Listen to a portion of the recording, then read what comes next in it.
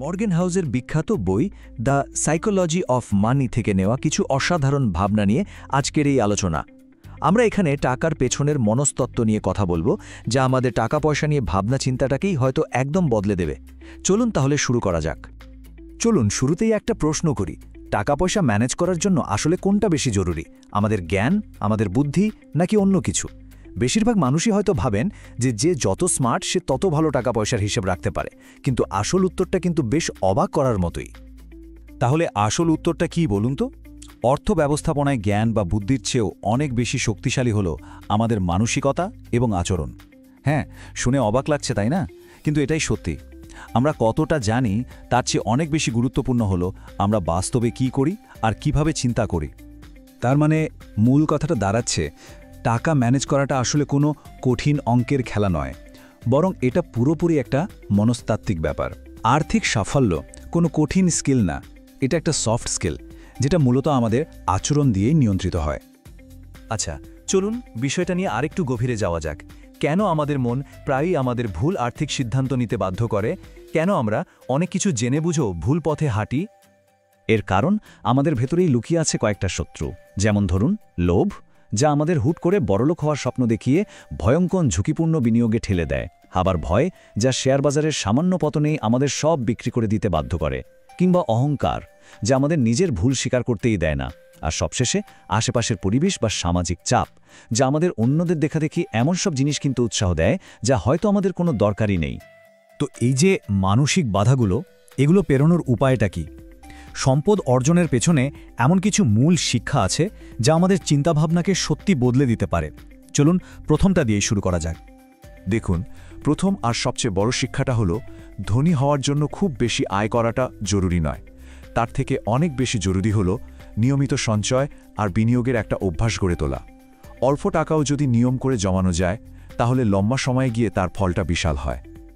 আর ঠিক এখানেই পর্যাপ্ত বা এনাফ শব্দটার গুরুত্ব চলে আসে। সবচেয়ে জরুরি বিষয় হলো এটা বোঝা যে কখন থামতে হবে, কারণ অপুরন্ত লোভের পেছনে ছুটতে থাকলে বিপদ অনিবার্য। তাই নিজের জন্য পর্যাপ্তর একটা সীমারেখা টানাটা খুবই জরুরি। এর সাথে কিন্তু আরও দুটো অদৃশ্য শক্তি কাজ করে। একটা হলো ভাগ্য। প্রতিটি সফলতার পেছনেই কিছুটা হলেও ভাগ্যের ভূমিকা থাকে। এটা মেনে নিতে পারলে আমরা আরও বিনয়ী হতে শিখি। আর দ্বিতীয়টা হলো সময়।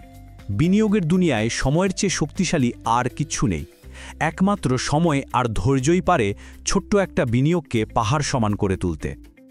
এই কথাটা একবার ভেবে দেখুন তো। সঞ্চয়ের অভ্যাসই হল স্বাধীনতার আসল রূপ। এর মানে কি?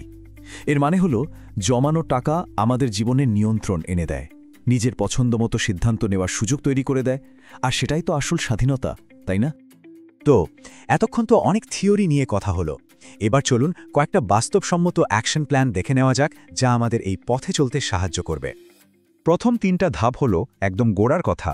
1 নম্বর, আয় যাই হোক না কেন সঞ্চয়কে সবার আগে রাখতে হবে। 2 নম্বর, নিজের লোভ আর ভয়কে নিয়ন্ত্রণ করতে শিখতে হবে।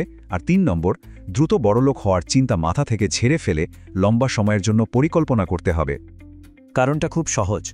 দীর্ঘমেয়াদী পরিকল্পনার পেছনেই তো লুকিয়ে আছে কম্পাউন্ড ইন্টারেস্ট বা চক্রবৃদ্ধি সুদের জাদু। আর এই জাদুর মূল মন্ত্র একটাই, ধৈর্য। যত বেশি সময় দেওয়া যাবে, সম্পদ তত দ্রুত বাড়তে থাকবে। এর পরের 3টে স্টেপ আমাদের মাইন্ডসেটকে আরও মজবুত করবে। 4 নম্বর, ভাগ্য এবং ঝুঁকিকে মেনে নিতে হবে। সবকিছু যে আমাদের কন্ট্রোলে থাকবে না, এটা মেনে নিয়েই এগোতে হবে। 5 নম্বর, লক্ষ্যটা শুধু টাকা জমানো নয়, বরং আর্থিক স্বাধীনতা অর্জন করা। আর 6 নম্বর, নিজের মানসিকতাকে উন্নত করা। অন্যরা কি করছে সেদিকে না তাকিয়ে নিজের জন্য কোনটা ঠিক সেদিকে মনোযোগ দেওয়া। আচ্ছা, আর্থিক স্বাধীনতা মানে ঠিক কি? এর মানে হলো নিজের খরচ নিয়ন্ত্রণ করা, অন্যের সাথে অপ্রয়োজনীয় প্রতিযোগিতা থেকে দূরে থাকা, আর আজকের ছোট ছোট আনন্দের চেয়ে ভবিষ্যতের বড় স্বাধীনতাকে বেশি গুরুত্ব দেওয়া। দেখুন, সবকিছুর শেষে আসল লক্ষ্যটা কিন্তু শুধু টাকা কামানো নয়। আসল লক্ষ্য হলো স্বাধীনতা আর মানসিক শান্তি অর্জন করা। মানে পুরো আলোচনাটাকে যদি মাত্র 3টে শব্দে নিয়ে আসি, তাহলে সেগুলো হবে শৃঙ্খলা, ধৈর্য এবং মানসিকতা। এই 3টে জিনিসই টাকা পয়সা ব্যবস্থাপনার মূল ভিত্তি। আসলে টাকার সাথে একটা স্বাস্থ্যকর সম্পর্ক তৈরি করতে পারলেই কেবল সম্পদই নয়, মানসিক শান্তিও পাওয়া সম্ভব। আর সেটাই হয়তো জীবনের সবচেয়ে বড় অর্জন। যাবার আগে একটা প্রশ্ন রেখে যেতে চাই, এই পথে আপনার আর্থিক স্বাধীনতার গল্পটা কি বা কি হতে পারে একবার ভেবে দেখবেন।